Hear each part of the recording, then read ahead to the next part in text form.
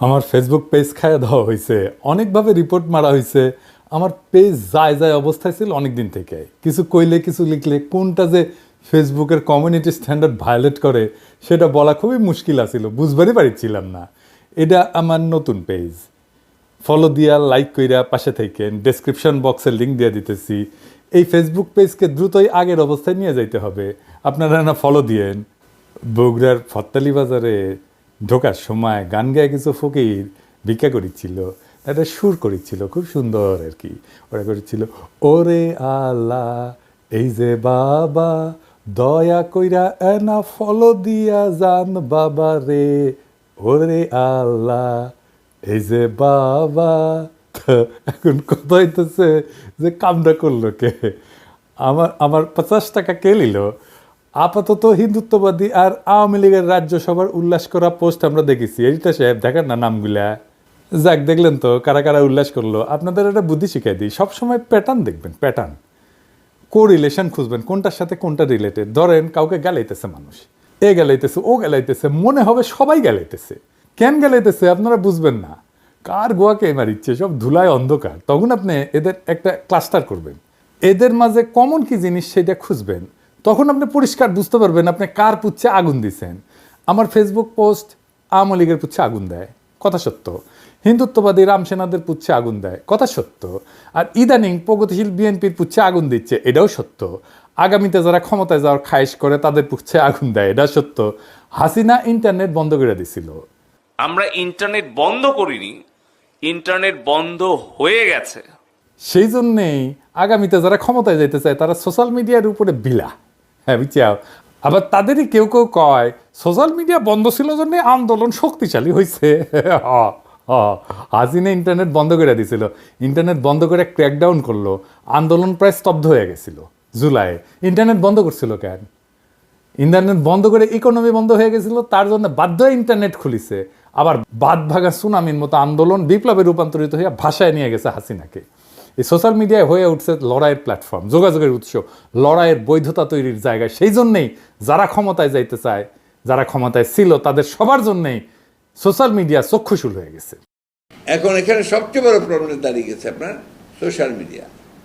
আপনাদের তো তবু কিছুটা এথিক্স আছে, কিছুটা জবাবদিহিতা আছে, আপনাদের জবাবদিহি করতে হয়।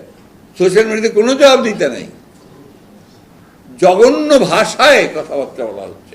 আপনারা বলবেন এটাকে, যেটা গ্রহণযোগ্য? আরেকজন আছেন বিখ্যাত মানুষ, না বলতে চাই না, যিনি সোশ্যাল মিডিয়া করে বিখ্যাত হয়ে গেছেন। তার মুখের ভাষা শুনলে তো আমার সন্দেহ হয় যে আমরা কোনো সভ্য দেশে বাস করছি কিনা। তারা সোশ্যাল মিডিয়ার এই শক্তিকে স্বীকার করতে চায় না, কিন্তু গালায় না সময় আবার গালায়। তো আমরা যদি কিছু করবারই না পারি তো গ্যালাস কেন বেটা তোরা? তো এই 3 গ্রুপ তো দেখলেন। চতুর্থ গ্রুপ হইতেছে কচু খেতি। কচু খেতি কি আমি কইছি আগের ভিডিওতে, তাই না? এরা হইতেছে আয়নাঘর বিশেষজ্ঞ, ডিজেএফের টাকা খাওয়া কিছু লোকজন, যাদের কাজ হইতেছে ওয়াকারের পুচ্ছে আগুন দিলে তার উপরে ঝাঁপায়া পড়া। এরাই ব্যারিস্টার ফুয়াদের পিছে লাগিয়েছিল, এরাই সরাইছে ব্যারিস্টার ফুয়াদ, আসলে ব্যারিস্টার না, বুঝছেন তো। এই কচু খেতি আনন্দে আত্মহারা হয়েছে, আগে ওই 1 বোতল মারিছে আর কি, হ্যাঁ আনন্দে। তারপরে এইসব পোস্ট হয়েছে, তাও ঈদের দিন। ওর ঈদের আনন্দ ডাবল হয়েছে যে আমার ফেসবুক জয় বাংলা হয়ে গেছে। তো এই আওয়ামী লীগ, বিএনপি, ওয়াকার আর কচু খেতির মধ্যে কমন জিনিস কি? সাধারণ কমন জিনিস কি? জি ঠিকই ধরেছেন, কলিকাতা হারবাল। এদের পিছে আছে ইন্ডিয়ান ইন্টারেস্ট। কেমনে প্রফেসর ইউনূসকে সরানো যায়, তাড়াতাড়ি একটা নির্বাচন দেওয়া, তারপরে সাত্তারের মতো পাছায় লাথি দিয়ে খেদায় আওয়ামী লীগ আবার ক্ষমতায় আসে। তাইলে তো আর্মির গুম খুন করা জেনারেলরা আর তাদের কমান্ডার হাসিনার বোনজামাই ওয়াকার, যে কিনা ইন্ডিয়ান আর্মি চেপে আছে আরেকক্ষণ কথা সরকার গঠন করেছিল, যে আসলে চায় নাই প্রফেসর ইউনূস সরকার প্রধান হোক, সেই ওয়াকুরুজ্জামান বাইসা যায়। শুনেন, সে যে চায় নাই প্রফেসর ইউনূস সরকার প্রধান হোক। শুনেন, সেনাপ্রধানের দিক থেকে মূল ভেটোটা ছিল যে ডক্টর মোহাম্মদ ইউনূস কেন, why not any other person. Doctor Mohammad ইউনূসের নামে মামলা আছে, তিনি একজন কনভিক্টেড পার্সন। একজন কনভিক্টেড পার্সন আসলে কিভাবে একটা দেশের প্রধান উপদেষ্টা হতে পারে? আওয়ামী লীগ একটা লোককে একেবারেই দেখতে পারছে না, এবং বাংলাদেশে তো আলটিমেটলি 30-40% পিপল আওয়ামী লীগকে সাপোর্ট করে। এই 30-40% পিপলের মতামতের বিরুদ্ধে গিয়ে একটা লোককে প্রধান উপদেষ্টা করা উচিত? সেনাপ্রধান লাস্ট আমাদেরকে বলেছিল যে আমি বুকে পাথর চাপা দিয়ে এই সিদ্ধান্তটা মেনে নিচ্ছি। আওয়ামী লীগ ভাগ্যবান, একজন মেডিকেল কলেজ ড্রপ আউট বমিশিয়ালকে তার অনলাইন সিপাসালার হিসাবে পাইছে। ওগুলো সাংবাদিক আছিল, সাংবাদিকতা গেছে বিডি নিউজ 24-এ কাজ করেছিল। কচু ক্ষেত্রেরা আরও বেশি ভাগ্যবান, একজন ডাবল ড্রপ আউটকে আপাতত তাদের অনলাইন সিপাসাল হিসেবে পাইছে। সে নাকি একই সাথে ক্যাডেট কলেজ ড্রপ আউট আর আর্মি ড্রপ আউট, সত্য মিথ্যা জানি না কয় মানুষজন আর কি, সেও শেষ পর্যন্ত সাংবাদিক হয়েছে। আমার আলাপ সেই নিয়ে না, আমার আলাপ এক গভীর রাজনৈতিক বিষয় নিয়ে। পোস্ট কইরা ঝাড়ি খেয়ে মুছে দিছে, কিন্তু একটা বেফাস কমেন্ট করে ফেলেছিল, সেটা নিয়ে আলাপ। সে আবার বিশিষ্ট সাহসী, কলজা ব্যাকটেরিয়ার মতো, পোস্ট দিয়ে আবার মুছে। আজকার যে পীরের খাদেম, সে ওই যে ওয়াকার পীরের খাদেম, সে ওয়াকারের সমালোচনা করে পোস্টাইছিল কয়েক মাস আগে, সেটাও মুছেছে। এমনই বিপ্লবী আর কি, সাহসী। যাই হোক, কি বেফাস কথা, মারাত্মক কথা কইছিল, সেটা না দেখি। আমার ফেসবুক ডিজেবল হওয়া নিয়ে কচু ক্ষেতের পোস্টে একজন কমেন্ট করেছে, ঈদের দিনে এমন হিংসার ছোটলামকি করে মানুষ। সে কমেন্টের উত্তরে সে আমাকে কাফের বলছে, কাফের কাফের। সে বলছে একজন কাফেরের কথা শোনা কি ঠিক? দেখেন, এইটা সে বড় কইরা দেখান, বড় আলেম এসে গেছে। বাংলাদেশের আলেমরা ওনাদের ওয়াজে আমার কথা বলেন, দোয়া করেন, কত দোয়া করেন, আর কচু খেতি হুজুর ফতোয়া দিতেছে আমারে কাফের বইলা। কারা বাংলাদেশের হিন্দুদের সেকেন্ড ক্লাস সিটিজেন ভাবতে বাধ্য করে? কারা আসলে হিন্দু বিদ্বেষী? এই তথাকথিত বাঙ্গু এলিট, যারা নিজেদের প্রগতিশীল, এনলাইটেন, আধুনিক বইলা দাবি করে। বাংলাদেশে ইসলাম পছন্দ জনগোষ্ঠী না, হেফাজত না, জামাত না, সাধারণ মানুষ না, হিন্দু বিদ্বেষী এই বাঙ্গু এলিটেরা এই কচু খেতির কথার মানে বাংলাদেশের কোনো হিন্দুর কথা একজন মুসলমান শুনতে পারবে না, বা একজন মুসলমানের কথা একজন হিন্দু শুনতে পারবে না। একজন হিন্দু কোনো সমাবেশে বক্তব্য দিলে সেখানে কোনো মুসলমান যাবে না, মুসলমান কোনো বক্তব্য দিলে সেখানে কোনো হিন্দু যাবে না, হিন্দুকে মুসলমান বা মুসলমানকে হিন্দু ভোট দিতে পারবে না। কি ভয়ঙ্কর কথা! এই রাষ্ট্রে তাহলে থাকবে না। যখন একজন হিন্দু নাগরিক হিসেবে আপনি একজন মুসলমান নাগরিকের সাথে কোনোভাবেই এনগেজ হইতে পারবেন না, সেই সময় হিন্দু আর মুসলমান একসাথে রাষ্ট্র গড়ে একসাথে থাকতে পারে না। রাষ্ট্র হিসেবে বাংলাদেশ যেন দাঁড়াইতে না পারে, এটাই ভারতের আজন্ম চাওয়া। তারা সেই জন্যই ক্ষমতাবান করবে এমন মানুষদেরকে যারা মধ্যমেধার, যারা মনে করবে তাদের নিজের যেহেতু যোগ্যতা নাই, তাই ভারতের অনুগ্রহে আর 5 ক্ষমতা উপভোগ করি, সেই জন্য এই কচু খেতিদের খুঁজে পায়। এই জন্যে ডাবল ড্রপ আউট পছন্দ। এই সিলসিলা অনেক পুরানা। মুজিবকে কেমনে খুঁজে বের করছিল সোহরাওয়ার্দীর বডিগার্ড? কলকাতায় পড়িছে না? তারা জানতো যে সে ফেলটুস ছাত্র, দামরা বিশ্ববিদ্যালয়ের গণ্ডি পার হইতে পারে নাই। হাসিনা ও ঘষ্টায় ডিগ্রি পাস করেছে 6 বছরে। বুকের স্ট্যান্ড লাগানো বনজামাই কোটায় করা ওয়াকার সেনাপ্রধান, ওইও একই রকম, ওরও যোগ্যতা ছিল না সেনাপ্রধান হওয়ার। তাই খুঁজে বের করেছে ডাবল ড্রপ আউট অনুসন্ধানী কচু খেতিরে। আল জাজিরা মনে বেশি টাকা পয়সা দেয় না তাদের কর্মচারীদের উপরে ইনকামের জন্য। বাংলাদেশের আয়নাঘর বিশেষজ্ঞ মিলিটারি এজেন্সির আর ইন্ডিয়ার ভাড়া খাটতে হয় এদের, দুঃখজনক। যাই হোক, আজ আর বেশি না দেই, কচু ক্ষেতের কচু আস্তে আস্তে আন্দাইতে হবে। এবার আসেন আজকের মূল আলাপে। ঈদের র্যালি হয়েছে এবার, সুলতানি আমলের ঐতিহ্য অনুসরণ করে র্যালিটা হয়েছে। এটা বাংলাদেশের ঈদের আনুষ্ঠানিকতা একটা নতুন সংযোজন, কিছুটা সমালোচনার জন্ম দিচ্ছে বিভিন্ন মোটিভের ব্যবহার নিয়ে। আমার সাথে ইজাজের বেশ কিছু আইডিয়ার এক্সচেঞ্জ হয়েছিল, কিন্তু এই পুরো প্রক্রিয়ার সাথে যুক্ত থাকা আমার পক্ষে সম্ভব হয় না। তাই যে সমস্ত প্রতিক্রিয়া আসছে তার আলোকে ভবিষ্যতের র্যালিগুলোকে, বিশেষ করে পয়লা বৈশাখের র্যালি সর্বাঙ্গ সুন্দর হবে বলে আশা করি। আমরা এই র্যালির ভুল ত্রুটিগুলোকে ক্ষমাসুন্দর দৃষ্টিতে দেখার আহ্বান জানাই, মানে ঈদের র্যালি। আর একটা জিনিস মনে রাখবেন, কারা এই র্যালির জিনিস নিয়ে কারা আলোচনাটা তুলিছে? আওয়ামী লীগাররা। দেখে দিচ্ছি, দেখেন, ওদের কথায় নাইছেন না। আওয়ামী লীগাররা যেটি আলাপ তুলবে সেটার মধ্যে ঢুকবেনই না, আগে দেখবেন আওয়ামী লীগাররা কী করছে এটা নিয়ে। যেটা কবে তার উল্টা দিকে বসবেন, বুঝছেন? এবার আসেন পয়লা বৈশাখের শোভাযাত্রা নিয়ে। পয়লা বৈশাখ আমরা কীভাবে পালন করব? পয়লা বৈশাখ তো আওয়ামী ন্যারেটিভ প্রতিষ্ঠার জায়গা ছিল, চারুকলা তো আওয়ামী দুর্গ ছিল, ছায়ানটের সব কয়টা তো আওয়ামী বাকশালী অ্যাক্টিভিস্ট, সাপোর্টার না অ্যাক্টিভিস্ট। রমনার বটমূলে যে গান গায় সেটা কেয়ারফুলি সিলেক্টেড, যা আওয়ামী বয়ানকেই তুলে ধরে। আপনি শোভাযাত্রার থিম ধরে সেই সময় বাংলাদেশের পলিটিক্যাল স্ট্রাগলের গতিমুখ ধরতে পারবেন, এবং বাংলাদেশের প্রগতিবাদীরা কি পলিটিক্যাল স্ট্যান্ড নিচ্ছে সেটাও ধরতে পারবেন। 2012 সালে তাদের থিম ছিল রাজাকার মুক্ত বাংলাদেশ, মুক্তিযুদ্ধের অনিঃশেষ। তখন চলতেছে পুরা দমে জামাত নেতাদের ফাঁসি দেওয়ার প্রস্তুতি। 2014 সাল ফাঁকা মাঠে গোলের নির্বাচন করেছে আওয়ামী লীগ। আওয়ামী লীগারদের মনে ভয় শঙ্কা, টিকবে তো সরকার। তারা থিম নিল উদ্ধত করো, জাগ্রত করো, নির্ভয় করো হয়ে। সবচেয়ে ইন্টারেস্টিং 2021 সালের থিম। তখন সারা দুনিয়ায় র্যাবের মানবাধিকার লঙ্ঘনের বিরুদ্ধে প্রচারণা, স্যাংশন আসতে পারে, এটাও র্যাব জানে। তারা থিম নিল কালো ভয়ঙ্করের বেশে এবার ওই আসে সুন্দর। পয়লা বৈশাখের শোভাযাত্রার নাম করা হয় মঙ্গল শোভাযাত্রা। কলকাতার আনন্দবাজার নিউজ করতো ঢাকার পয়লা যেন কলকাতার দুর্গাপূজার অষ্টমীর এক ডালিয়া। এইটাই ছিল কলকাতার জমিদার হিন্দুর পূর্ব বাংলার জয়। সে কালচারালি বাংলাদেশকে জয় করলো। মঙ্গল শোভাযাত্রা দিয়ে। আর কি হইতো? ইসলামকে ডেমোনাইজ করা হইতো, দাড়ি টুপি পরা ফিগার বানায় তারা ডেমোনাইজ করার দানবায়ন করা হইতো, আর আওয়ামী ন্যারেটিভের প্রচার করা হইতো। আমরা একটা উদাহরণ দিয়ে বুঝি, আসেন দেখি। এইটা মঙ্গল শোভাযাত্রা, ভালো কইরা দেখেন। কি কি দেখতেছেন? নৌকা চলতেছে, তাই না? হাসি খুশি কিছু মানুষ নৌকাটা চালাইতেছে, তাই না? আর পিছে থেকে এক রাক্ষস তারে খাইতে আসতেছে। এই রাক্ষস মোটিভ শোভাযাত্রায় বারে বারে ব্যবহার করা হয়। সে মোটিভটা কি, এটা আরো স্পষ্ট করিয়া দেখেন পরের ছবিতে। এইটারে চারু করায় তারা বলেন মৌলবাদী শক্তি। তাই কালো গায়ের রং, শরীরে চাপাতি, পিস্তল আঁকা, মুখে দাড়ি টুপি দৃশ্যমান। এইটা দেওয়া ভালো নাকি খারাপ সে আলাপে যাইতেছি না, আমি একটা ভিন্ন আলাপ তুলতেছি। তাহলে মঙ্গল শোভাযাত্রার এই মোটিভ নির্বাচন এবং প্রদর্শনের পিছনে একটা সুনির্দিষ্ট রাজনৈতিক চিন্তা আছে। এই চিন্তা চারুকলা লুকায় না। তারা বলে না যে কোন মোটিভ দিয়ে কি বুঝাইতে চাইতেছে। যদিও নৌকার পিছনে রাক্ষস দেখায় কইবে না যে এই নৌকা হইতেছে আওয়ামী লীগের, রাক্ষস হইতেছে জামাত বিএনপি, কিন্তু মানুষ যা বুঝার বুঝতে নেবে। তাহলে মঙ্গল শোভাযাত্রা একটা পলিটিক্যাল প্রজেক্ট। এই পলিটিক্যাল প্রজেক্ট তো সার্বজনীন হতে পারে না। আপনার পলিটিক্যাল প্রজেক্ট তো আপনি সবাইরা মানতে বাধ্য করতে পারেন না। আপনার রাজনীতি তো সবাই করে না। এটা সোশ্যাল ইভেন্টও হইতে পারে না। সোশ্যাল ইভেন্ট হইতে হলে সমাজ বানানোর নিয়ম মানতে হবে। সমাজ বানানোর সময় আমরা তো আমার মতের বিরুদ্ধে যে, আমার মতো নয় যে, তারে নিয়েও আমরা সমাজ গড়ি। সমাজ তো বিভাজন তৈরি করে না, সমাজ ঐক্য করে। সে ঐক্য করার কাজ তো আপনি মঙ্গল শোভাযাত্রা দিয়ে করতেছেন না। একজন মৌলবাদী হইলে কি তাকে আপনি সমাজে রাখবেন না? আপনি আসলে এই শোভাযাত্রা দিয়ে আপনার হাই মরাল পজিশন প্রজেক্ট করতেছেন, তবে আপনার পলিটিক্যাল অপোনেন্টের দানব বা রাক্ষস হিসেবে দেখাইতেছেন। যেই রাক্ষসকে নির্মূল না করলে আপনার রূপকথা সার্থক হয় না। তাইলে এতদিন ধরে চালু করা কি করছে এই নির্মূলের রাজনীতির কালচারাল গ্রাউন্ড তৈরি করছে, ফ্যাসিস্ট শাসনের বৈধতা তৈরির কাজে। এটা কেমনে মহান কাজ হইল, এটা কেমনে আমার ঐতিহ্য হইল। এবার আর একটা দেখেন।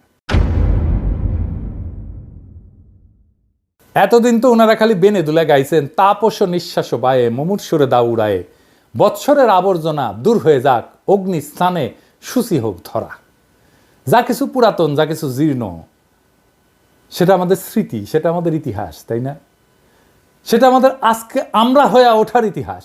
এই পুরানোটা তো আমরা ভাষায় দিতে পারি না, মুমূর্ষরে আমরা উড়াই দিতে পারি না, তারে রক্ষা করা আমাদের কর্তব্য। এই ধরা বা পৃথিবী অসুচি না, অপবিত্র না যে তারে আগুনে পুড়ে পবিত্র বা সূচি করাইতে হবে। আগুনে দিয়ে পুরায় সূচি করার ধারণা অগ্নি উপাসকদের ধারণা। এটা ওয়ার অন টেররের প্রজেক্ট, আদার বা অপরের বোমা মাইরা নির্মূল করার প্রজেক্ট। আপনার দুনিয়ারে অপবিত্র বা অসুচি কইরা রাখছে, আপনি তাদের জ্বালায়া পুরায়া দিয়ে পবিত্র করবেন। এইবারে সেই গানটার এই মোটিভ বানাইছে। তাই ওদের মূল মোটিভ চক্ষু বড় বড় কইরা ভয় দেখায়নি জল জ্বলে সূর্য।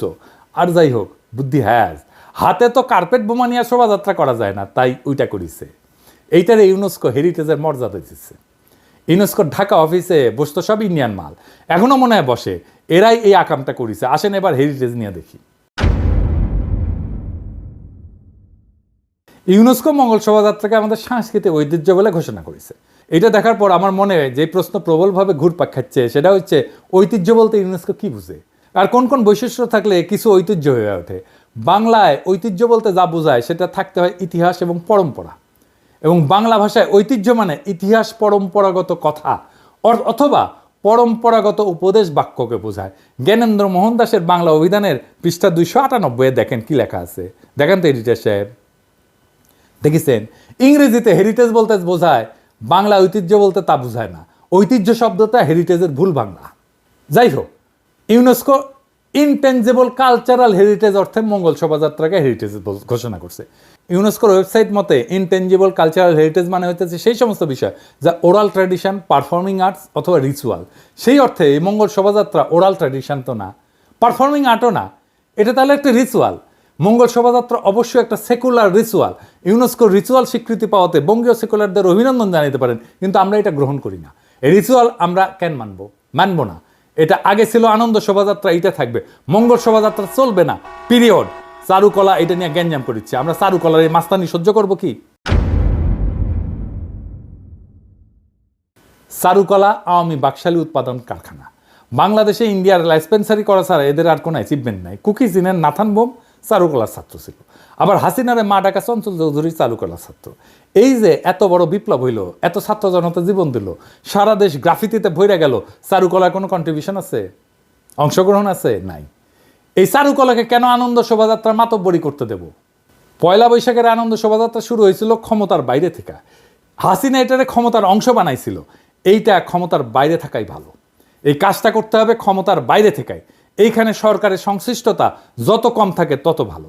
এটা আয়োজন করুক বিপ্লবী ছাত্র জনতা, আবার একটা ঐক্য তৈরি হোক, গ্রাফিতি শিল্পরা আসুক, তারা আঁকুক, তারা গ্রাফিতি আঁকুক নতুন বাংলাদেশের। এইবার শোভাযাত্রা কেমন হবে এটা একটা গুরুত্বপূর্ণ প্রশ্ন। এখানে আমাদের হইতে হবে innovative, out of the box.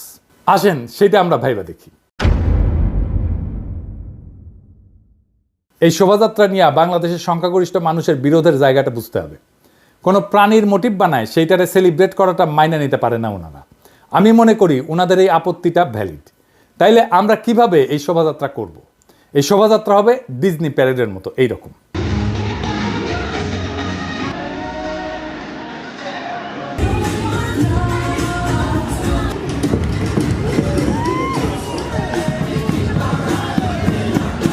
এই শোভাযাত্রার শুরুতে থাকবে বাংলা সনের প্রবর্তক আমির শাহ ফতেউল্লাহ সিরাজীর নাম এবং প্ল্যাকার্ড নিয়ে একটা দল। তারা দরকার হলে নানা ধরনের পারফরমেন্স করবে। তারপরে সকল সাধকের নামে দল, শাহ মখদুম, শাহ পরাণ, শাহজালালের নাম নিয়ে দলগুলা মার্চ করবে একের পর এক। এরপর আসবে ইখতিয়ার উদ্দিন মোহাম্মদ বিন বখতিয়ার খলজির সপ্তদশ অশ্বারোহীর দল, যারা বাংলা বিজয় করছিল, টকবক করে ঘোড়ায় চাইপা। সারদা একাডেমির ঘোড়া আনা থাকবি, এইটা সাহেব না ঘোড়ার সাউন্ড দেন। এই শোভাযাত্রা শেষ হইলে হামাক দিয়েন ঘোড়াগুলা, কিছু জাউরাদের ঘোড়া দিয়ে। গিয়াসউদ্দিন তোগলকের পথ ধরে আসবে সিরাজউদ্দৌলা, মোহনলাল, মীর মদন। আসবে পলাশির যুদ্ধ, তিতুমির, ইসাখা, বারো ভুইয়া, সৈয়দ আহমেদ বেরেলভি, পাকিস্তান সৃষ্টি, ভাষা আন্দোলন, ৭১-এর বীরশ্রেষ্ঠরা, ১৯৯০-এর আইকনিক নূর হোসেন, বুকে পিঠে স্বৈরাচার নিপাত যাক গণতন্ত্র মুক্তি পাক লেখা, ৫ই মের গণহত্যা, নিরাপদ সড়ক আন্দোলন। এরপর সর্বশেষ ২০২৪-এর শহীদেরা আবু সাইদ, মুগ্ধ, ওয়াসিম, আনাস, রিয়াগোপ, মুগ্ধ সহ হাজার হাজার শহীদের ছবি নিয়ে যাত্রা। সবার নাম থাকবে সেখানে, সম্ভব হলে আহতদের এই শোভাযাত্রায় নিয়ে আসা হবে, সর্বোচ্চ সম্মান দেয়া। ব্যয়কুল আইলে শোভাযাত্রা শেষ হবে জিয়াফত দেয়া, সামাজিক জিয়াফত দেয়া। শোভাযাত্রা শুরু হবে ঢাকা বিশ্ববিদ্যালয় মসজিদ থেকে, শেষ হবে বাইতুল মোকাররমে। বাংলাদেশ ভেঙ্গে আসবে এই ইতিহাসের উৎসমুখে ফিরে যাওয়ার মহাযাত্রায়। পয়লা বৈশাখ কেবল বাংলা নববর্ষের সূচনা না, এটা আমাদের জাতির চেতনা, ঐতিহ্য এবং সংস্কৃতির মিলন মেলা। ইতিহাসের কঠিন প্রেক্ষাপটে দাঁড়ায় যখন আমাদের সংস্কৃতিকে বিকৃত করার অপচেষ্টা করা হয়, তখন পয়লা বৈশাখের শোভাযাত্রা আমাদের নতুন করে আত্মপরিচয় খুঁজে নিতে শেখায়। এই শোভাযাত্রা কেবল আনন্দের উৎসব না, এটা মুক্তির বার্তা, ঐক্যের প্রতীক এবং সামাজিক বৈচিত্র্যের উদযাপন। এটি আমাদের স্বাধীনতার চেতনা আর স্বকীয়তা বজায় রাখার সংগ্রামের প্রেরণা যোগাবে। পয়লা বৈশাখের আনন্দ শোভাযাত্রা যেন ক্ষমতার হাতিয়ার না হইয়া সাধারণ মানুষের সংস্কৃতির প্রতিচ্ছবি হয়। এটা হবে এমন এক উদযাপন যা বাংলাদেশের প্রকৃত ইতিহাস আর বীরত্বের কাহিনী তুলে ধরে। বৈশাখের বর্ণিল সাজে আমরা যখন নববর্ষকে বরণ করি, তখন মনে রাখতে হবে এই শোভাযাত্রার মূল সুর হলো আমাদের ঐতিহ্য আর মজলুম আত্মপরিচয়। নববর্ষের উৎসব হোক সকলের জন্যে আনন্দে, ঐতিহ্যে আর আত্মপরিচয়ের ইনকিলাব জিন্দাবাদ।